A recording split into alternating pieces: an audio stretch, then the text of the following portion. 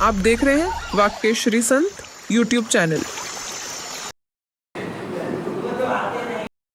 नहीं उसको नहीं समझाया कैसे, बहुत बड़ा रहस्य है इसमें। उपयोग यानी आत्मा,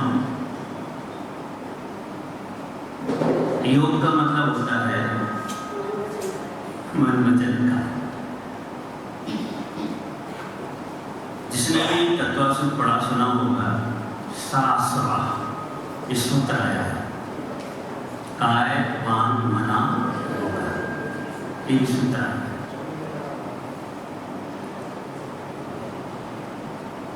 इसका मतलब ये होता है कि मन वचन काय के द्वारा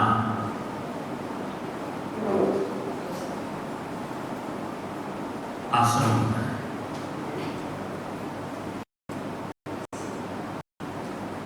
इसका आश्रम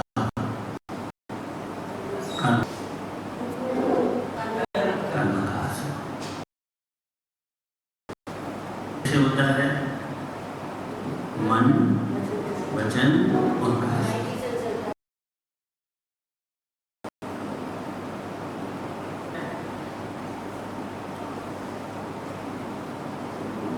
जिसमें बहुत बड़ी क्षमता है।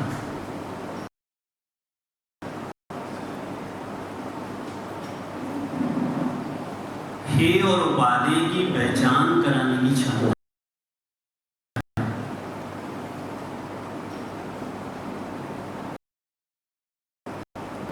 हे उपाधि का मतलब होता है कि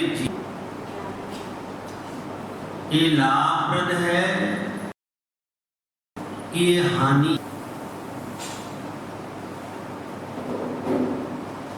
जैसे टीवी पे विज्ञापन आता है,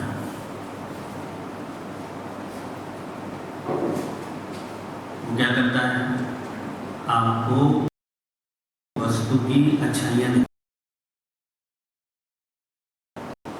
उनकी और कुछ नहीं करता। और उस गुणवत्ता से आप प्रभावित होंगे तो वस्तु ग्रहण करेंगे, और नहीं होंगे तो नहीं करेंगे। ऐसे ही हमारे मन का काम है कि वो हमें ये पहचान करा देता है कि आत्मा के लिए ये कार्य हानि देने वाला है, ये कार्य लाभ देने वाला है, ये करने योग्य है, करने योग्य। लेकिन आपको वास्तव सुना दिया होगा, एहसास भी नहीं होगा कि मन ये काम भी करता है। मन का मूल काम तो यही है। अगर आप सुनना चाहें और एहसास करना चाहें तो ये बात आपको एहसास हो सकती है।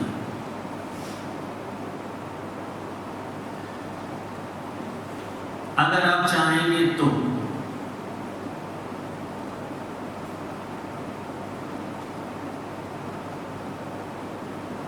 भरे बर्तन को भरा नहीं जा सकता।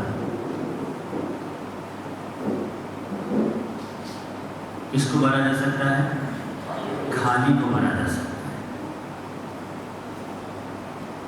और मन में लोगों ने इतना कुछ भर रखा है, इतना कुछ भर रखा है कि वह इतना शोर करता है, इतना शोर करता है कि हमें मन की असली बात, सत्य बात सुनाई ही नहीं देती है। तो समझ ही नहीं पाते हैं कि ये मन क्या काम कर रहा है। ये हमारी कमी है। और जब हे उपाधि की पहचान नहीं होती है तो जीव अशुभ चिंतन, तो अशुभ आश्रम होता है। तो मन के द्वारा आत्मविदेशों में हलचल होगा, अशुभ मन के द्वारा होगा, अशुभ होगा, शुभ के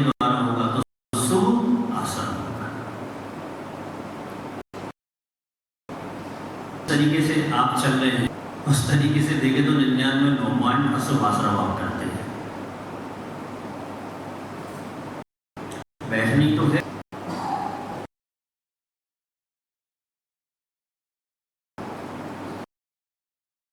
बैठने के समय मन की बात करें।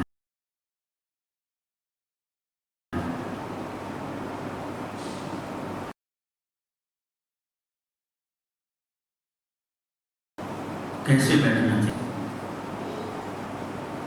यहाँ पर ध्यान रखनी पड़ेगी हम कहाँ हैं और आपको वहां प्रकार बैठने की योजना यानी चिंतन यानी मन बनाना होगा।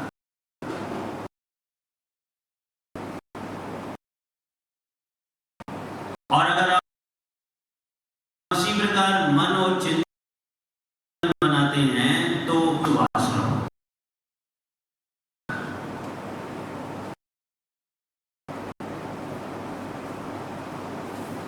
समझना हो। दुख हमें इस बात का है कि आप दुख नहीं है कि आप हमें कुछ कैसे आप मंदिर करने के लिए आए थे, मान शुभ आशा होगी और आपने वो मुद्दे पे बैठे मुद्दे को ऐसा खींच दिया, आवाज हुई अभी जब आपने खींचा तो नीचे कितने जीव हो सकते हो, कितने मर सकते हैं और मरे नहीं मरे तत्व से पढ़ लेना। विवेक का प्रयोग नहीं है, प्रमाद की बहुलता है तो हिंसा का पाप तो और आश्रम होना ही होना है।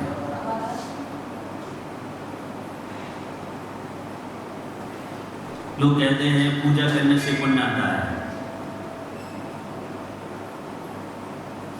इससे भी पुण्य आता है। आचार्य इंद्रभूति गौतम गणधर स्वामी ने भगवान महावीर स्वामी से सबसे पहले प्रश्न किया था। सबसे पहला प्रश्न कदम चिंते, चलो हिंदी में बताते हैं, कैसे चलें, कैसे बैठें, कैसे खाएं, कैसे पिएं, कैसे सोचें, कैसे करें। किससे पूछ रहे हैं वो? तीर्थंकर भगवान से पूछ रहे हैं। और कौन सा प्रश्न पूछ रहे हैं? आपको लगेगा ये कोई बेकार सा प्रश्न है। बेकार नहीं है, क्योंकि जीवन में आप देखेंगे तो सबसे ज्यादा सोचना होता है। क्या होता है? सबसे ज्यादा सोचना होता है, फिर उसके बाद करना होता है, फिर बोलना होता है। अब इन दोनों में संतुलन बिगड़ सकता, कोई ज्यादा बोलता हो, कम तक करता कम हो, और कोई करता ज्यादा हो, कम बोलता हो, ये हो सकता है।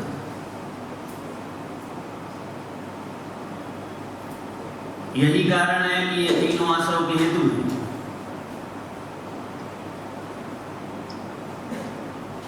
यही कारण है कि जिनागम में स्पष्ट लिखा है, आप कुछ बोलना चाहते हैं, आप कुछ करना चाहते हैं तो उसके पहले उस करने और बोलने का सोचो, विचार करो, किससे हानि है कि लाभ है, ताकि मन आपको निर्णय करके दे कि इसमें हानि है या इसमें लाभ है। सुभाषराव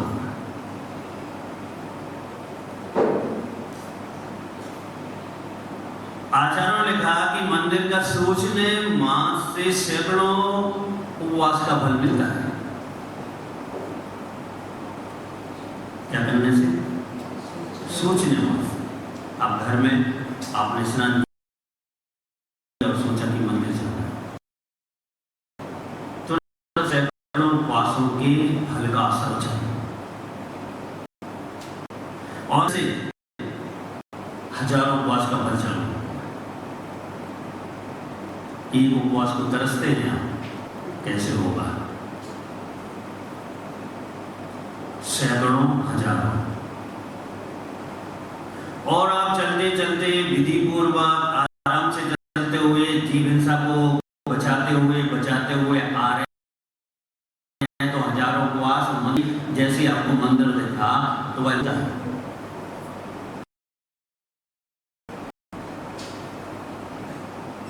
और जैसे आप मंदिर में प्रवेश होते हैं करोड़ों में, भगवान जिनेंद्र भगवान की प्रतिमा अचिंत उपवासों का फल है कि आप सोच नहीं सकते। लेकिन ध्यान रखना, एक मन वचन काय शुभ होना चाहिए, और अगर अशुभ है तो आपको इतनी हानि होगी जो लाभ हो रहा था।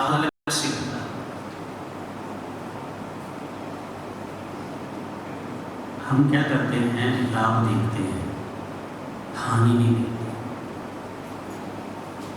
अगर जैन दर्शन की सोच से चलोगे तो हमारी दृष्टि हानि पर होनी चाहिए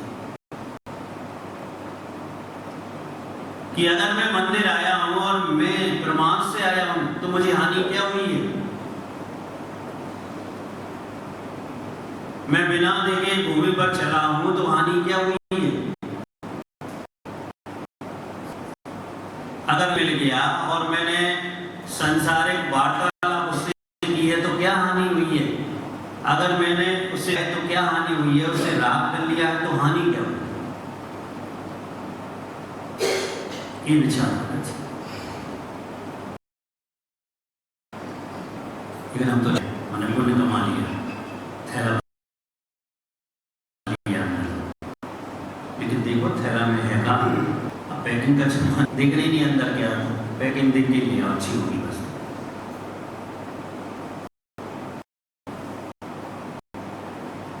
भव्य आत्मा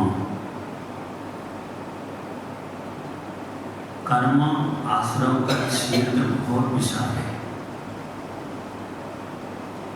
हमारी सोच भी सीमित है,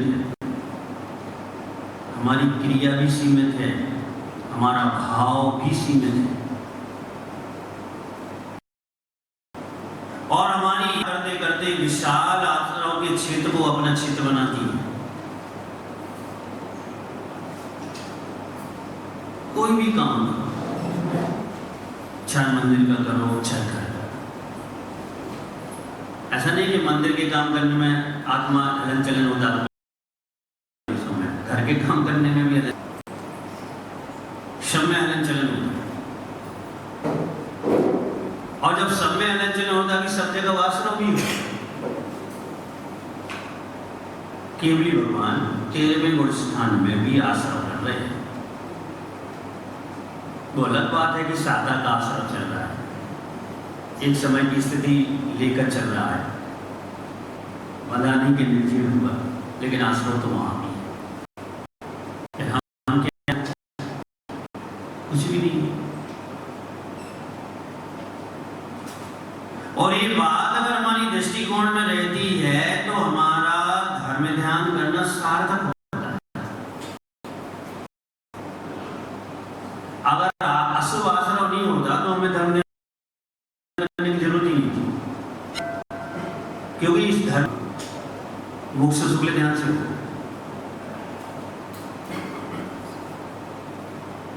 लेकिन अशुभ आश्रम को रोकने के लिए हमें धर्म ध्यान करना पड़ता है।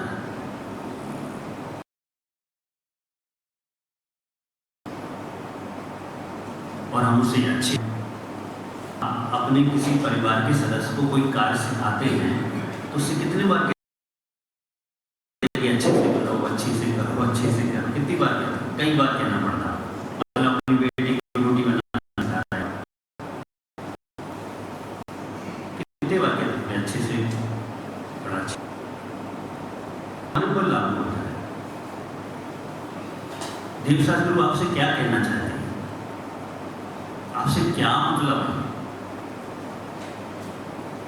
थोड़ी सा तो मतलब है, और थोड़ा मतलब क्या है कि भाई आप मार्ग पर आ जाए, वो क्या मतलब। और यही कारण है कि वो आपसे बार बार आपको संकेत देते कि कार को ठीक करो, इस कार को ठीक करो, इस कार को ठीक करो, बार बार संकेत देते।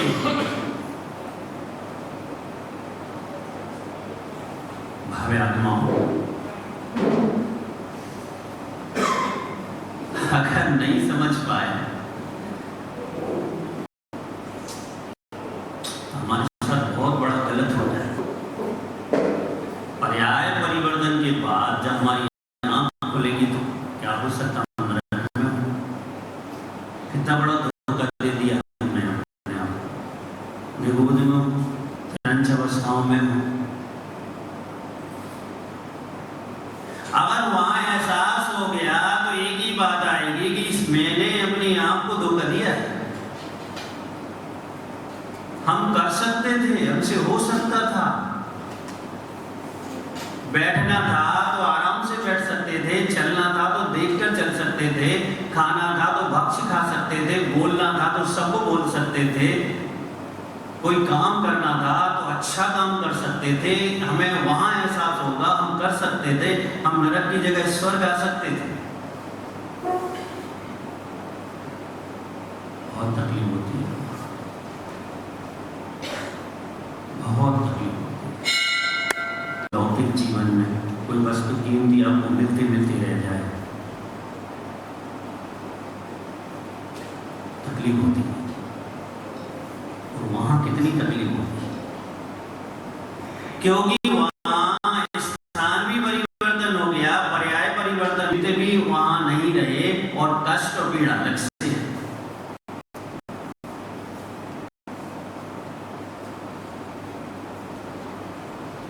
जिन दर्शन, जिन धर्म समय साथ से कभी शुरू नहीं होता, दिनचर्या से शुरू होता है। किससे होता है? दिनचर्या से। लोग क्या सोचते हैं कि समय साथ से शुरू होता है, क्योंकि अगर समय साथ से आप शुरू कर लोगे तो आपकी क्रियाचर्या कभी ठीक नहीं होगी।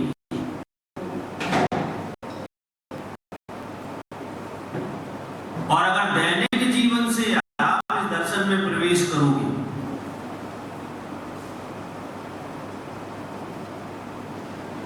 तो लाभ की कोई सीमा नहीं होगी।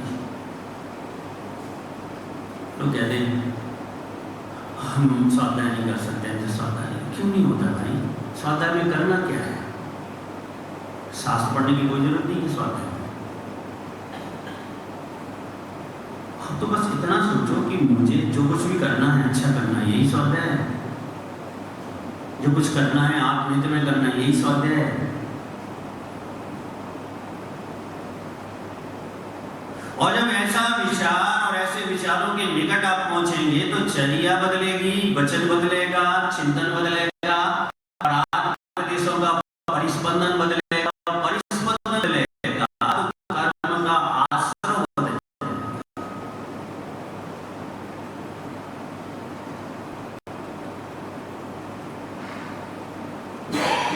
आप तो उन व्यक्तियों में गिने जाते हो जो तैरना तो चाहते हैं लेकिन पानी में नहीं उतरना चाहते। फिल्म में अनीता जी, अनीता नाम है ना फिल्म में, कि आप तैरना तो चाहते हो लेकिन पानी से डर लगता है। क्या होगा? कभी नहीं तैरना सीखो। और एक बार निर्णय कर लो कि जो होगा सो होगा, तैरना सीखो।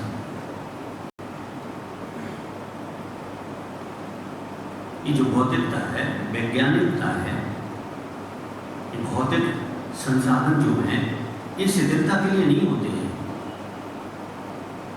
ये धर्म ध्यान के सहयोग के लिए होते हैं। मन में लिप्त लगी है, समझना बात को। बहुत लोग विरोध करते हैं कि मंदिर में लिफ्ट नहीं होना, एसी लगा है। बहुत लोग विरोध करते हैं एसी नहीं होना चाहिए। मैं कभी विरोध नहीं करता चाहिए, मेरी अलग सोच है। मेरी सोच ये है कि अगर व्यक्ति सीढ़ी पे चढ़ रहा है तो थोड़ा बहुत थकावट आ सकती है, तो यहाँ के दर्शन ठीक से नहीं करेगा। और लिफ्ट से आ रहा है तो सीट तक से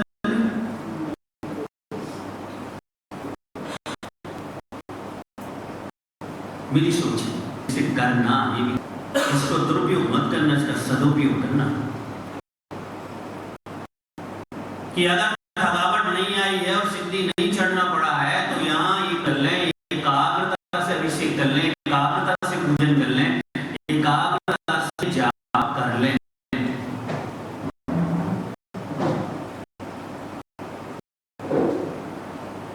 तो ठीक है, एसी लगी मत, फायदा उठाओ भाई, सदुपयोग करो उसका। कि जब अनुकूलता है अच्छे से धर्म ध्यान करने की, गर्मी नहीं लगेगी, आकुलता नहीं होगी, तो फिर क्या करना चाहिए? अच्छे से धर्म ध्यान करो। और आप बातें करने लग गए, किसी का आनंद ले रहे हैं बातें करते करते, तो अशुभ आसन। और धर्म ध्यान कर रहे हैं, एक उसे साधन मान के, एक सुविधा मान के, सुभाषण। आधुनिकता का मतलब ये नहीं है कि हम शिथिल हो जाए।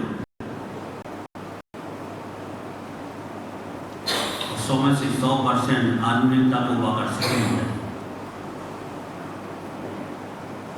वैज्ञानिक आविष्कार, वैज्ञानिक सुविधाओं का मतलब ये है कि हम धर्म ज्ञान को बढ़ा सकते। पहले के आज से 50, 60, 70, 80 वर्ष पहले के लोग मंदिर जाते थे, मंदिर में पूजा करते थे, गर्मी लगती तो न तो बेचारे पंखे से हवा करते जाते थे, अपनी पूजा करते जाते थे। अब आपको ये तो नहीं करना पड़ रहा है, उपयोग बदलता था। अब आप तो उपयोग लगा ही नहीं रहे हो, सुविधा के बाद भी नहीं लगा रहे।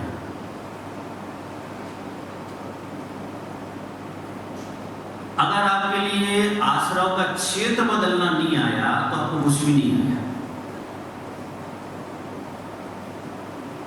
मंदिर की हमें कोई जरूरत नहीं है, मूर्ति की हमें कोई जरूरत नहीं है, फिर भी जरूरत है क्योंकि हमें आश्रम का क्षेत्र बदलना है। और आश्रम में अधिकरण बहुत काम करता है। ये आधार है शुभ आश्रम का, अधिकरण है शुभ आश्रम का। ये शास्त्र, ये माला, ये गुरु आदि अधिकरण है शुभ आश्रम। और बाकी चीजों को आप जितना भी दुरुपयोग करोगे अधिकरण शुभ आश्रम के हो जाएंगे।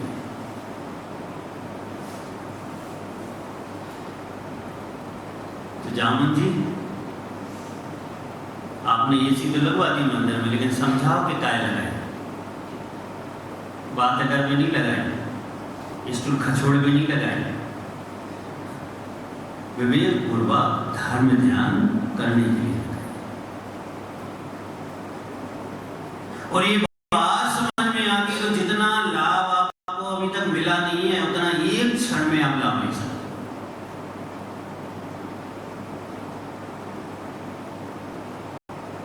अब देखिए जैन दर्शन बात अध्यात्म की करता है, संबंधों को तोड़ने की करता है, लेकिन शुरुआत खाने पीने से करता है। कहाँ से? अगर मैं अभी 9, साढ़े 9 बजे तक कंधे पर हाथ रखूं और आपके दरवाजे पे पहुंच जाऊं तो क्या होगा आपका, मैं तो ये बताऊं, होगा क्या होगा? बताओ क्या होगा? आप ये सिद्ध कर दोगे कि मैं जैनी नहीं हूं और कुछ नहीं, क्योंकि आप एक दिगंबर को नहीं भड़का पा रहे हैं, तो मतलब क्या है इसका? वही है ना। इसलिए आचार्यों ने धर्म को खाने पीने से पहले जोड़ा। भूमिका खाने पीने से बनाएगी, जैसा खाओगे वैसा मन वचन कार्य। भक्ष खाओगे तो भक्ष रूप होगा, भक्ष खाओगे तो भक्ष रूप। भोजन ही अभक्ष नहीं होता, सोचना भी अभक्ष होता है। भोजन ही भक्ष नहीं होता, सोचना भी भक्ष होता है। भव्य आत्मा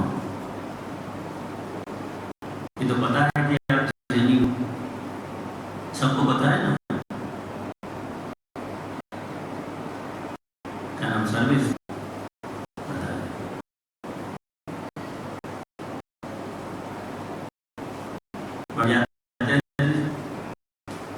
बढ़ जाता है संजय जी, याद हो जाएगा।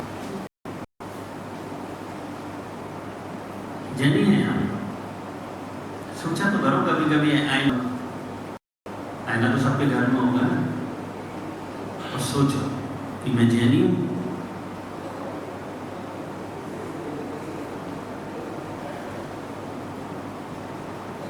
और जब आप सोचोगे तो आईना आपको बता देगा कि आप क्या है, क्योंकि वो टूट टूट कर टुकड़े टुकड़े हो जाए लेकिन झूठ तो नहीं बोलेगा वो।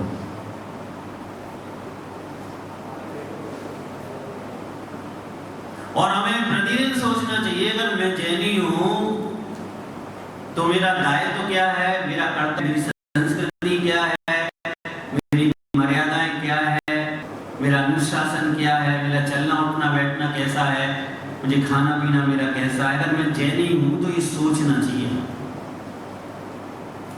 शायद हो सकता है सोचते सोचते कभी मन बन जाए कि व्यवस्थित हो जाए, क्योंकि अगर बात सोच में ही आएगी तो आत्मा तक पहुंचेगी, और जब आत्मा में पहुंचेगी, चलो हम जैन हैं, जैन दर्शन जानते क्या चीज है? ये जीवन की क्लास है, ये जीवन की क्लास है जो मैं बोल रहा हूँ, और यही PhD है जैन दर्शन। PhD यही हो जाती है जैन दर्शन, ये जीवन। क्योंकि जैन दर्शन का जो विद्यार्थी होता है बहुत आस्थावान होता है। मंदिर आना जैन दर्शन नहीं है, अभिषेक पूजन करना जैन दर्शन नहीं है।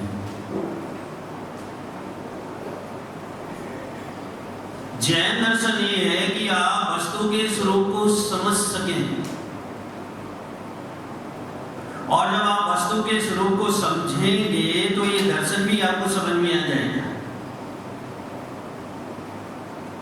यहां आपको ये नहीं समझाया जा रहा कि भगवान पार्श्वनाथ कौन है,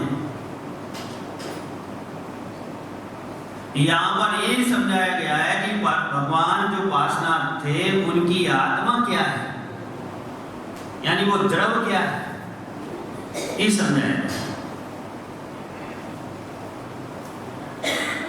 भव्यात्मा हम जैनी हैं, और किसको पूछते हैं? कौन से भगवान? क्या बात है, हम भीतरा भगवान को पूछते हैं। नाम तो हमें सिर्फ चंचलता को रोकने के लिए, आधार बनाने के लिए है। वास्तविकता में हम किसको पूछते हैं? भीतरा। और भीतरात्मा का अर्थ क्या होता है? हम आपकी भाषा में समझाते हैं, आगम की भाषा नहीं समझाएंगे, आपकी समझाते हैं। जिनके पास लेन देन नहीं होता वो भीतर आते हैं, आ रहे समझ में? इनके पास कोई लेन देन नहीं है, मेरे पास तो है लेन देन, तो मैं आंशिक भीतर आ गया, इस संपूर्ण भीतर आ गया। मेरे पास लेन देन नहीं है कि आप आओगे तो मैं आपको आशीर्वाद दूंगा, और आशीर्वाद कब दूंगा? बताओ, जब आप नमस्कार। ये जो व्यवहारिक लेन देन है ये ऐसे ही, इनके पास ही लेन देन नहीं है, तो क्या हो गया फिर?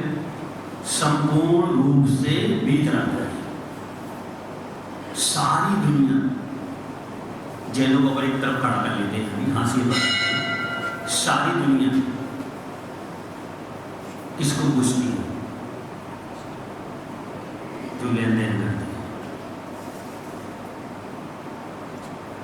ऐसा कोई दर्शन नहीं है, ऐसा कोई धर्म नहीं है जो ऐसे भगवान को पूछता हो जो लेन देन नहीं करते। सोचो एक बार, बताओ किसी दर्शन में, किसी धर्म में ऐसे भगवान हो? बताओ भैया लोग, आप लोगों से पूछ रहे, कुर्सी पे बैठे रोज अभिषेक करते हैं, हम चाहते हैं आप ही ना बदलें, आपकी तासीर भी बदल जाए।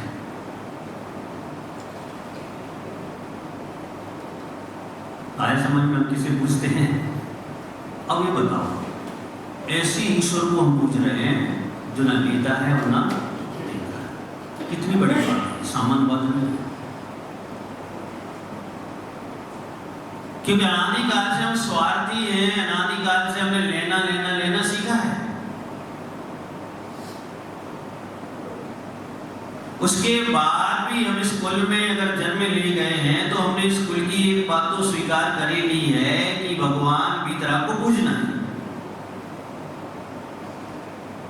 भली आपकी समझ में नहीं आया, लेकिन पूजना तो लग गए।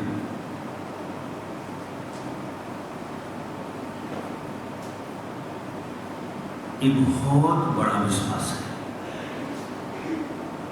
अगर आप किसी अन्य दर्शन वाले से कहेंगे कि भगवान भीतरागी है, मुझे लेते देते नहीं, वो कहेंगे इनकी पूजा हम क्यों करें, कहेंगे इनकी पूजा क्यों करें। लेकिन हमसे कहो आप जो लेते देते उन्हें याद करो, तो हम कहेंगे इनको हम क्यों याद करें, जो लेते देते हैं तो हम उनको याद क्यों करें। क्योंकि हमने अपना उत्कृष्ट भाव बनाया है, तो हमें उत्कृष्ट पात्र चाहिए पूजने के लिए,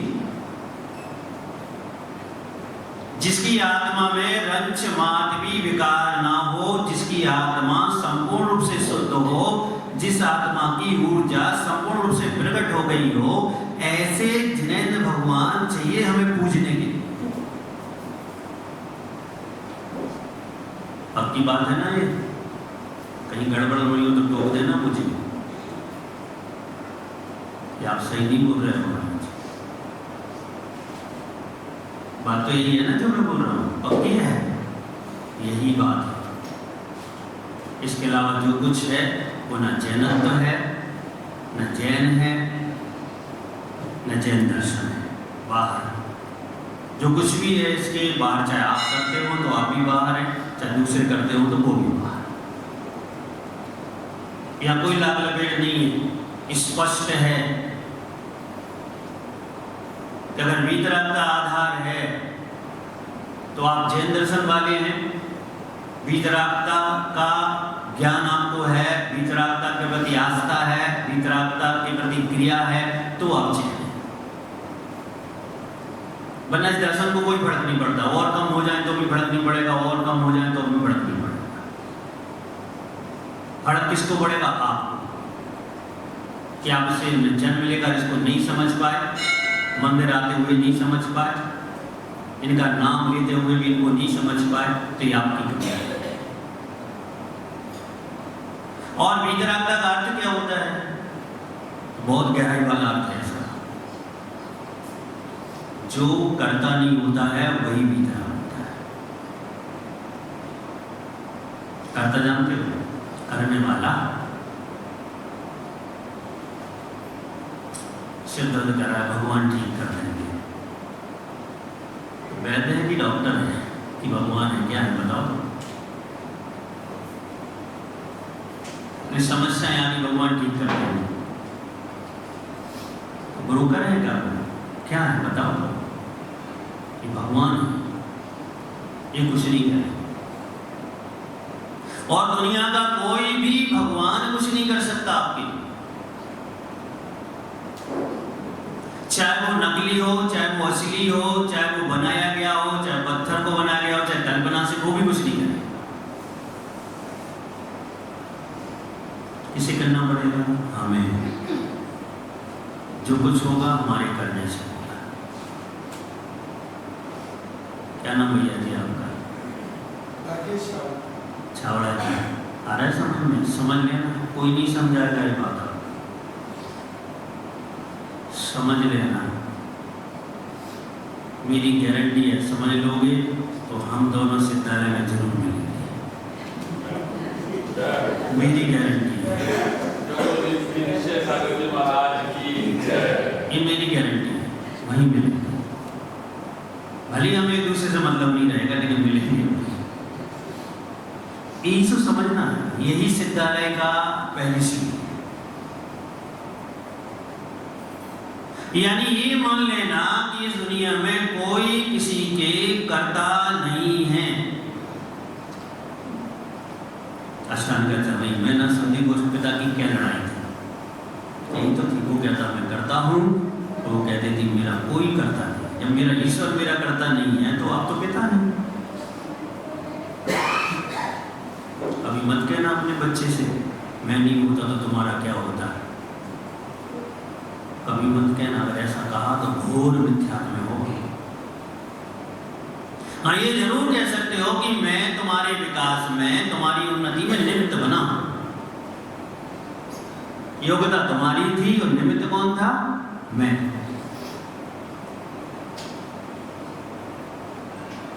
समझ में आ रहा है?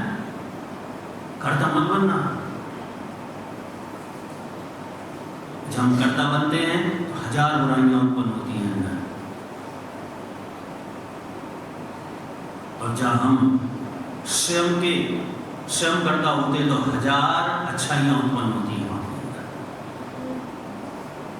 हमारा दर्शन ये है कि एक एक सिद्धांत से, एक एक ज्ञान से, एक एक आचरण से हजारों लाखों करोड़ों अच्छाइयां प्रकट होती हैं। अनंत गुण है।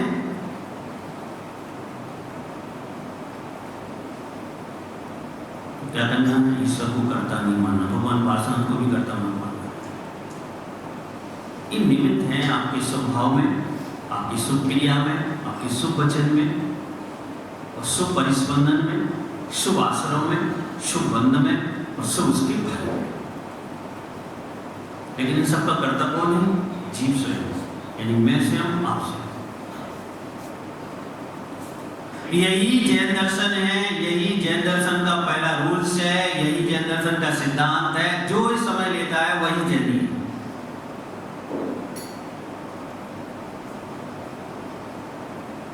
इसलिए मैं जब भी आता हूं ना इनके सामने, इनसे कह देता हूं भ्रांति में मत रहना। इतना अच्छा चौरंगी वालों ने मंदिर बना दिया, इसलिए हमारा है आपके पास। पैसे वाले चौरंगी में रहते हैं, इन्हें तुम्हें बिठा लिया तो आ रहा है। बिल्कुल नहीं। आपका समोषण लगा, सौधर्म का सेवक बना, कुबेर ने रचना की समोषण की, विशाल संपत्ति समोषण में लगा दी। हम इसलिए भी नहीं आए, इन बातों से प्रभावित होकर बिल्कुल भी नहीं आए। हम तो सिर्फ एक चीज से प्रभावित हैं कि आपके पास बीत रखता है, इसलिए हम आपके पास आए। ये नहीं होती तो मैं कभी भगवान पार्षद के पास नहीं आता, कभी उनका नाम भी नहीं होता, कभी उनके मंत्र का जाप भी नहीं करता, अगर इनके पास भीतर आता है। और भीतर आता है, जब तक संसार में रहेंगे इनको जपूंगा, इनका नाम लूंगा, इन्हें आधार बनाऊंगा, इन्हें आलम्बन बनाऊंगा, इनके सहारे अपना मोक्ष मार्ग प्रशस्त करूंगा। ताकत इतनी आप में से रहने की, जब आप इंतजार कर रहे हैं इसी ताकत का। ये इंतजार कर रहे हैं आप किसी ताकत का। कितने साल हो गए प्रतिमा को स्थापित हुए? पार्षद को 6, महावीर भगवान को, और आप लोग लगभग कितने वर्षों से लगभग कर रहे होंगे? किसी को तो 35 वर्ष हो गए होंगे, जामुन जी को हो गए होंगे, और भी लोग होंगे, मैं नाम बता रहा हूँ। हाँ, केसी भाई साहब हो गए। और जब से इंतजार कर रहे हैं लोगों का, इनमें ताकत आ जाए हमसे कहने की। जब से इंतजार कर रहे हैं, बनाओ ऐसा भाव कि कह दो इनसे, समझ कर, मुंह से नहीं बोलना है, किससे? दिल से बोलना है। मंदिर में दिमाग छोटा होना चाहिए और दिल बड़ा होना चाहिए। घर में दिल छोटा होना चाहिए और दिमाग बड़ा होना चाहिए। मंदिर में दिल इसलिए बड़ा होना चाहिए कि यहाँ पर पूरे कपाट खोल दो, आस्था के, ज्ञान के, चरित्र के पूरे कपाट खोल के दो, और दिमाग को छोटा रखो। क्योंकि दिमाग ही तो मंदिर से आपको परेशान करता है। कभी कभी कैसा परेशान करता पता है? उदाहरण आप मान भी लेंगे जो मैं बताऊंगा। अब चांद का डब्बा लाते हो सब लोग शायद है, प्रैक्टिकल करके देखना कि अब दिमाग बड़ा है कि दिल बड़ा है। आपने दोनों विधि में दर्शन करना है और आपको पूजा करना है मान लो, तो आप लोग लिमिट बना के लाते हैं जो। अब मान लो आपने जैसे हाथ डाला और उसमें जितने फल थे पूरे आ गए,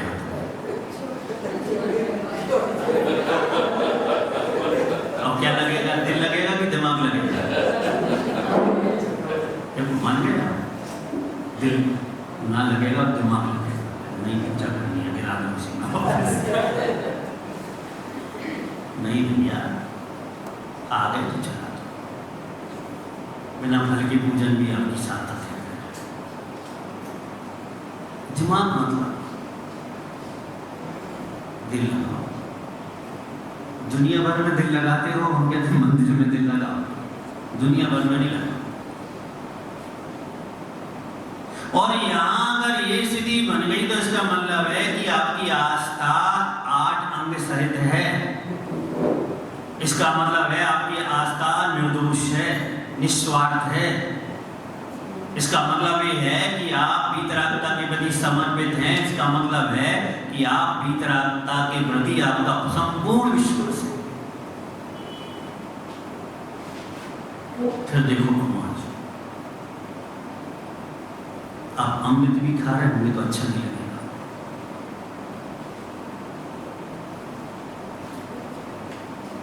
जब मैं रसगुल्ला खाता था तो मेरे मीठे का ध्यान है, शुरू से नहीं था, 2, 4, 5, 10 साल से किया है। तो महाराज भक्त होते महाराज रसगुल्ला खाओ, तो भक्त की बात रखनी पड़ती है, रसगुल्ला के लिए तो रखनी पड़ेगी। नमक नहीं तो भले मना कर दे। तो हाँ तो बढ़िया वो सोच का 4 पीस करके रसगुल्ला देता था। और जैसे उसे रसगुल्ला दिया मैं चिंता करता था, है तो खुद गए। तो बगल में दाल वाला खड़ा रहता था तो मैं हाँ कर देता था, वो दाल रसगुल्ला दे देता। बगल में सब्जी वाला सब्जी, फिर उसको मिला के खा। और कहता क्या महाराज रसगुल्ले का स्वाद बिगाड़ दिया। तो रसगुल्ले के पीछे मैं अपनी आत्मा का स्वाद थोड़ी बिगाड़ सकता हूँ। रसगुल्ले का स्वाद तो बिगाड़ सकता हूँ, लेकिन आत्मा का स्वाद कैसे बिगाड़ लूं? अगर रसगुल्ले का स्वाद लेना है तो आत्मा का स्वाद बिगड़ रहा है, और आत्मा का स्वाद लेना है तो रसगुल्ले का स्वाद बिगाड़ना जरूरी है। तो बताओ क्या करना चाहिए? बोलो। हाँ, मेरा समर्थन करोगे, रसगुल्ले का स्वाद बिगाड़ लेना चाहिए। तभी वीतरागता के प्रति लगाव होगा, तभी आत्म कल्याण का भाव जागृत होगा। और अगर रसगुल्ले के प्रति आसक्ति बढ़ती गई, आसक्ति बढ़ती गई, आसक्ति बढ़ती गई, तो वीतरागता के प्रति हमारा जो भाव था वो घटता जाएगा, घटता जाएगा, घटता जाएगा। और एक दिन हो सकता है कि हम धार्मिक से अधार्मिक हो जाएं, हो सकता है मार्गी से कुमार्गी हो जाएं। भले मुनि है तो क्या हो गया, कुछ भी हो सकता है। अगर सावधानी नहीं है, विवेक नहीं है, चिंतन नहीं है, स्वाध्याय नहीं है, तो ये होना संभव है।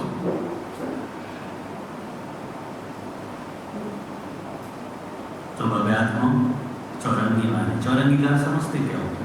इसका नाम कैसे पड़ गया चौरंगी? 4 रंग वाले व्यक्ति रहते हैं।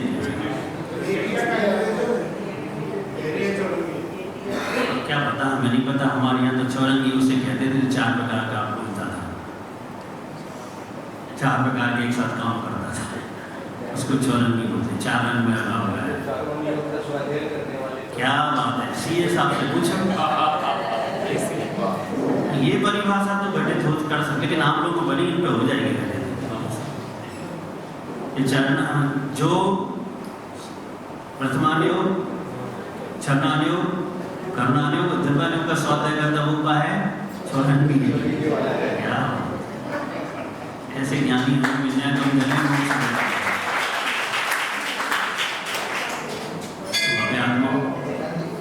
बात हम विवेक की कर रहे थे, ध्यान रखना। क्रिया जो मन से होती है, वचन जो मन से बोला जाता है, और इससे क्या होता है? आत्मदेशों में हलनचलन। और आश्रम कौन सा होता है? शुभ रहेगा तो शुभ, अशुभ रहेगा तो अशुभ। और हमें किसका क्षेत्र बदलना है? आश्रम का क्षेत्र। तो ये बात दिमाग में बैठा लो कि हम वीतरागी भगवान के अनुयायी हैं, हम ईश्वरवादी नहीं हैं, हम ईश्वर को कर्ता नहीं मानते, अपने कर्मों का कर्ता हम हैं और अपने कर्मों का भोक्ता भी कौन होगा?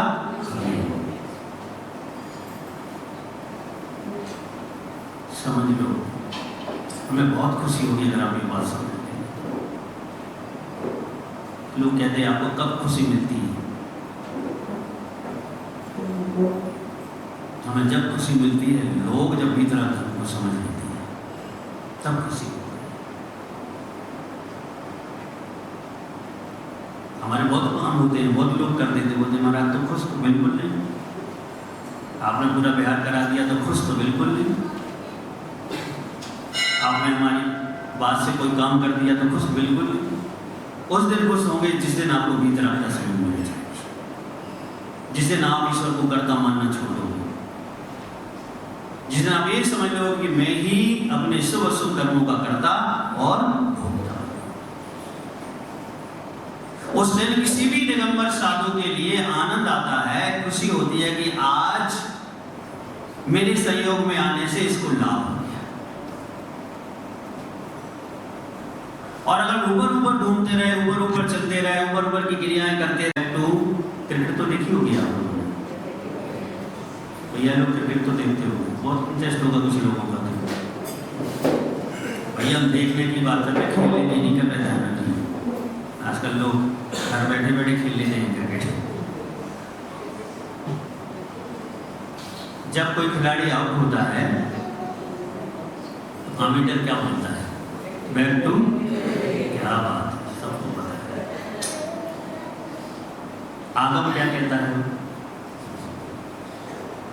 इस पिच पे जो खेल रहे हो आप, मनुष्य, वो भी जैन कुल, वो भी जैन भगवान की सन्निधि, इस पिच पर जो खेल रहे हो और सही से नहीं खेलोगे तो क्या होगा? Back to Nibodh. कहां से आए हैं? अभी वर्तमान में पंचम वर्ण अधिकांश निबोध से जीवा रहे हैं, तो बैक टू निबोध। हाँ, वहां से तिरंज हो गए, एक बार फिर आ जाएंगे। डायरेक्ट ना समझ, डायरेक्ट भी हो सकते हैं, डायरेक्ट भी प्रमाण है, हो सकते, कोई बात नहीं। यहाँ से डायरेक्ट भी निबोध हो सकते हो, ये भी बात है। इसलिए विशाल बैक टू निबोध नहीं होना। इतनी बढ़िया जगह यादगार, इतनी घटिया जगह जाएंगे, बिल्कुल नहीं। तो इस शक्ति, इस समर्थ आप में है कि आप निर्णय करो और क्षमता को जागृत करो कि जो हमें प्राप्त करना है वो हम प्राप्त कर लें, और हम बैक टू निबोध ना होके स्वर्ग और मोक्ष की राह पकड़ें। मैं सब जगह यही कहता हूँ लोगों से कि अपन को मिलना तो है, पहले स्वर्ग में मिलेंगे अपन सब, फिर बाद में मोक्ष में मिलेंगे, मिलना तो है। ऐसे थोड़ी छूट जाएंगे। अब हम आपसे एक बार सहयोग हो गया तो छोड़ देंगे आपको? बिल्कुल नहीं छोड़ेंगे। यहाँ नहीं तो स्वर्ग में मिलेंगे, ऐसे काम करना, या वहाँ नहीं तो कहाँ मोक्ष में मिलेंगे, ऐसे काम करना। नरक में मिलना ठीक नहीं है। मैं नरक में आके भी मिल सकता हूँ आपको, तीसरे तक तो मिल ही सकता हूँ, और वर्तमान में जाओगे कहाँ? तीसरे तक ही तो जाओगे, तो वहाँ आके मिलना ठीक नहीं है। और मालूम है देव हुआ और आप नारकी हो गए तो तीसरे तक तो मिल ही सकता हूँ? नहीं। कहाँ मिलना है अपन को? स्वर्ग। एक साथ नंदीश्वर चलेंगे, एक साथ कहाँ चलेंगे? नंदीश्वर। 24 से 24 घंटे पूजन करेंगे एक साथ। श्रीमंदर स्वामी आदि 20 तीर्थंकरों के साथ आनंद लेंगे एक साथ। स्वाध्याय, तत्व चर्चा, और हम सब इसमें सफल हो गए, तो मतलब ये है कि हमारा जैन होना, जैन दर्शन में आना, जैनत्व मिलना, जैन संस्कृति का हमें मिलना सार्थक होता है। तो अब समय हो गया है, घड़ी आपका साथ दे रही है, आकुलता भी होने लगी होगी, अब ज़्यादा भी हो रहा है थोड़ा सा, लेकिन KG1 का विषय था, इसके आगे का विषय अपन कल अभी हुआ नहीं पूरा है, प्रवचन तो हो गई होगा, हाँ ठीक है। तो आगे के विषय को अपन कल समझेंगे, लेकिन सोचना जरूर, आज के विषय को चिंतन जरूर करना, ताकि जीवन में कुछ अच्छा सा हो सके। 2:30 से 3:30 का भी समय है, आज तो नहीं, लेकिन क्या है कुछ आए तो उस समय भी प्रवचन कर सकते हैं। हाँ स्वागत हम करते हैं, कल कुछ लोग आए थे। जय बोलिए गुरुदेव आचार्य श्री विराट सागर जी महाराज की।